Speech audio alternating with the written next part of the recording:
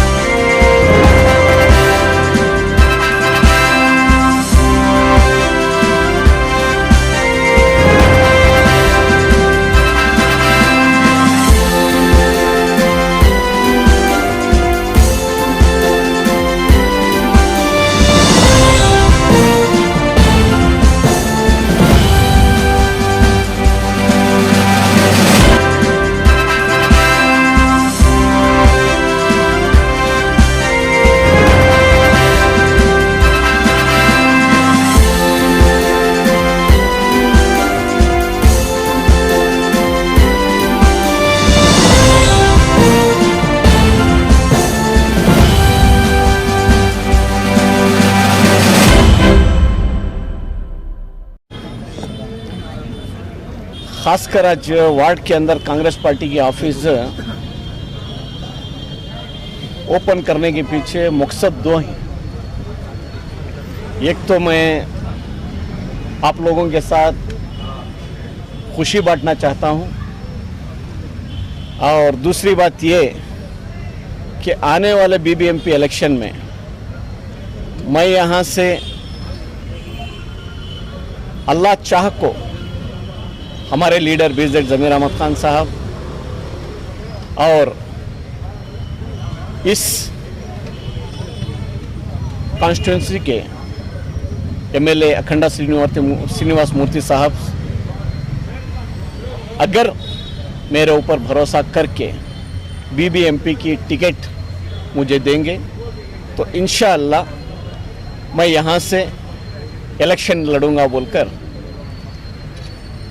उसके लिए और कौम के लोगों के मसाइल हल करने के लिए एक ऑफिस ओपन किया हूँ कांग्रेस पार्टी से। और ये वार्ड ऑफिस है वार्ड 78 के, और जो 78 वार्ड के जितने भी मसले मसाइल आएंगे बीबीएमपी के ज़रिए से वो लोग मेरे से कांटेक्ट करेंगे तो इंशाअल्लाह मैं 78 वार्ड के पहले भी मैं नॉमिनेटेड कारपोरेट रह चुका हूं। आज हमारे एमएलए और हमारे एक्स मिनिस्टर बीजेड ज़मीर अहमद खान साहब के तरफ से और अखंडा श्रीनिवास मूर्ति साहब की तरफ से जो मुझे भरोसा और जो एक यकीन दिया गया है आने वाले कॉरपोरेशन के सियासी मैदान में तुझे उतारेंगे बोलकर, उस उम्मीद से मैं आप लोगों के ज़रिए से इस वार्ड के पूरे वोटरों से गुजारिश करता हूं कि जो 70 पर 8 वार्ड है जो फैज़ल टाउन की, उस वार्ड के जो भी मसले मसाइल हैं आप लोग मेरे से रब्ता कर सकते हैं और आप लोगों के मसाइल हल करने की मैं कोशिश करूँ। देखिए, टिकट मांगना हर एक का हक है। एक्स कारपोरेटर हैं, ठीक है, तो मैं भी एक कारपोरेटर नॉमिनेटेड रह चुका हूँ। पिछली बार मैं भी कॉन्टेस्ट किया था, तो इस बार इस हलके से जो मेरे ऊपर भरोसा किए हैं इधर के एमएलए साहब और हमारे मिनिस्टर ज़मीर अहमद खान साहब, उसकी वजह से मैं भी इधर का एक एस्पिरेंट हूँ बोलकर मैं कोशिश कर रहा हूँ। देखिए, उन लोगों तक मेरी बातचीत नहीं हुई है। उन लोगों तक हमारे बड़े विजिट ज़मीर अहमद खान साहब ज़रूरत पड़ी तो वो कर लेंगे, और अखंडा श्रीनिवास मूर्ति साहब वो बात कर लेंगे। तो एलिगेशन के वजह से ही मैं आप लोगों के सामने खुशी बांटने का मैं इजहार किया था। ये देख लीजिए, इस दिन के लिए मैं बहुत सारी चीज़ें मैं गंवा चुका हूँ, और मेरी माँ की दुआ से मुझे उम्मीद थी जो गौर गरीब के लिए 6.5 करोड़ लोग कर्नाटक के कोई आवाज़ नहीं उठाया था, वाहिद शख्स था मैं आवाज़ उठाया, तो मुझे लेकर जाकर बंद कर दिए। उन गरीबों का मसले को दबाने के लिए मुझे बंद किया गया। उसका जीता जागता सही सबूत इधर है, देख लीजिए, इसको आप रिकॉर्डिंग भी कर लीजिए। सर, इसका बारे में तो एक्सप्लेन कर दीजिए, क्या इसका ये सीबीआई से, आपको भी मालूम है, अल्लाह अल्लाह के फजल से ये केस जाने के बाद 10 से 15 साल लगता है उधर से। 2.5 से 3 साल के अंदर सीबीआई वालों ने कोर्ट के अंदर एनओसी डाला है कि मुजाहिद के ऊपर कोई ऐसे एलिगेशन नहीं है, सिर्फ ये 15 मुजाहिद है, वो ज़मीन बेचा है आईएमए को, सिर्फ इतनी गलती है। ज़मीन बेचने की गलती की वजह से उनको बंद कर दिया गया है, उनको केस में इन्वॉल्व कर दिया गया है। तो इसके लिए इनको इस केस से आप निकाल कर आप इनको सरकारी गवाह बना सकते हैं, ताकि उन गौर गरीब को पैसे दिलवाने में इनकी मदद की हमको ज़रूरत है बोलकर उन्होंने नो ऑब्जेक्शन कोर्ट में डाले। तो वही तो लोगों को बेइज्जती करने के लिए 10 मिनट का काम है। ये इज्जत कमाने के लिए मैं 25 से 30 साल अरसा लगा दिया था। अभी देखो, ये हक बात बोल रहा हूँ ना, बहुत देरी से लोगों तक पहुँचेगी। अगरचे मैं इधर कुछ बोल दूँ गलत तो 100 गुना फास्ट फैलेगी लोगों के बीच में। अफवाहों के पीछे हमारी कौम ध्यान जितना देती है उतना हक के पीछे दे देगी, तो इंशाअल्लाह मेरे जैसे कई लीडर्स आगे बढ़कर कौम की खिदमत करेंगे। ये लॉजिक आप लोगों को समझना चाहिए। मैं अकेला आवाज़ उठाता था उस टाइम पे, जो कुछ भी गलत होता था मैं सिर्फ मेरी वार्ड तक, मैं काउंसलर बोलकर मैं मेरे घर तक की मैं नहीं कभी नहीं सोचा।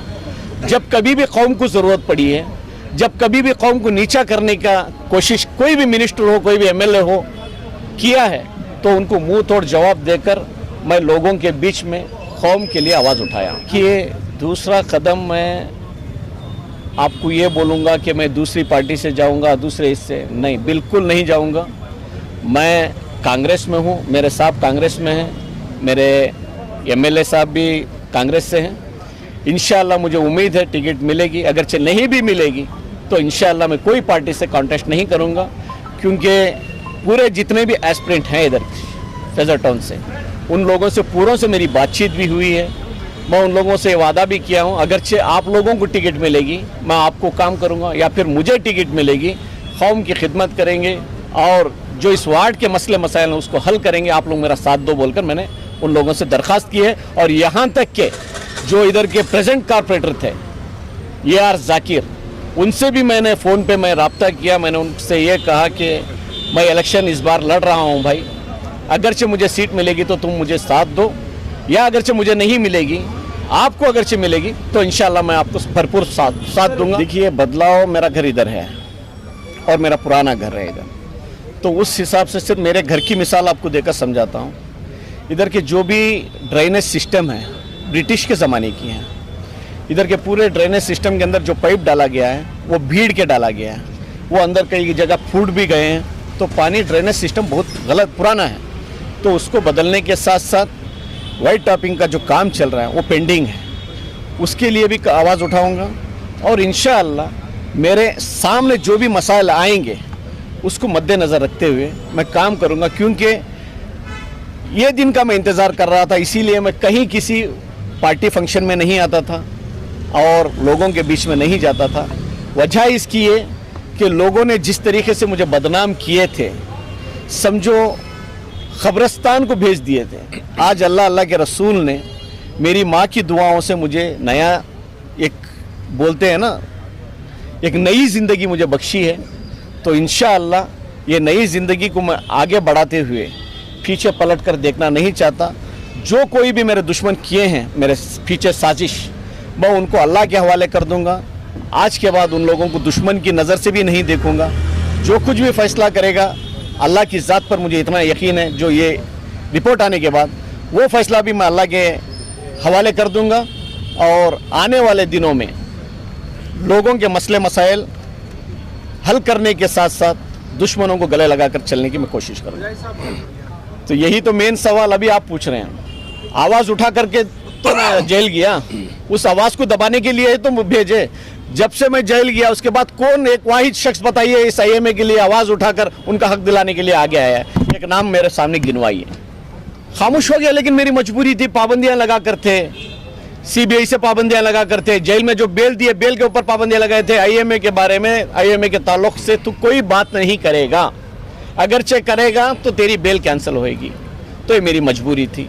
आज मैं आज़ाद हूँ, आज मैं आज़ाद हूँ, आप लोगों के सामने इसीलिए बैठा हूँ। आज मैं आज़ाद हूँ, मेरी माँ की दुआ मेरे साथ है।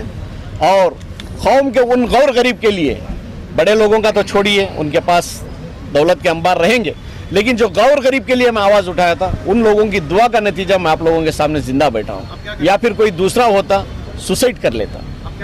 अब मैं यही करूँगा इंशाअल्लाह। उन सीबीआई ऑफिसरों ने मेरे से दरख्वास्त भी किए हैं कि आप एक सरकारी गवाह बन जाएंगे तो इंशाअल्लाह आईएमए के इन्वेस्टरों के लिए एक मदद साबित होएगी बोलकर, इंशाअल्लाह उसके बारे में सोचकर बड़ों से राय मशवरा करके उन लोगों को साथ देने का फिर से मैं कदम उठाऊंगा इंशाअल्लाह। कि उनको इंडिविजुअल आकर मेरे से मदद नहीं ले सकते, क्योंकि ये केस कोर्ट में होने की वजह से कानून के ज़रिए से ही उनका केस हल हो सकता है। तो कानून को जो मेरे से ज़रूरत पड़ेगी, जो मेरी मदद की उनको ज़रूरत पड़ेगी, उसका ताउन मैं भरपूर कानून को करूँगा। उसके ज़रिए से आवाम को पैसा मिलने जैसा या कोई कदम उठा सकता है। कि ये कोई एक आया है दिलाएगा नहीं। जो इंसान गवाह कर रहता है उसकी आखिरी सांस तक भी उसको उम्मीद रहती है मेरा गया हुआ, मेरा हक का पैसा मुझे आएगा बोलकर। उस उम्मीद पे कायम रहना चाहिए। जैसा कि मैं सियासत के अंदर कदम उठाया था, मेरी मंजिल पाने के लिए ये सब उतार चढ़ाव आते हैं बोलकर यकीन था, लेकिन इस तरीके से मुझे फंसाते हैं बोलकर ये यकीन नहीं था। लेकिन वो फंसा भी दिए, लेकिन अल्लाह ने मुझे रास्ता भी दिखा दिया। तो ऐसा मैं बढ़ चढ़ के आगे जा रहा हूँ। तो इसी तरीके से उन लोगों को उम्मीद हारने की ज़रूरत नहीं है। तो उनसे मैं ये कहना चाहता हूँ, हकीकत में सरकार कोई चीज़ को, एक रिंग बोलते हैं, रिंग बगैर बनाए, एक पब्लिक के अंदर अवेयरनेस लाकर आज इस चीज़ को एक्शन डाल रहे हैं बोलकर पब्लिक को बुलाकर एक्शन करेंगे तो उम्मीद रखता हूं, और आप लोग भी उम्मीद कीजिए, 50% जरूर पैसा उन लोगों को मिलेगा। नाजरीन, इसी तरह मेरे साथ बने रहिए। ताज़ा तरीन खबरें आप तक पहुंचाता रहूंगा मैं, सुहेल पाशा, कैमरामैन रहमान के साथ।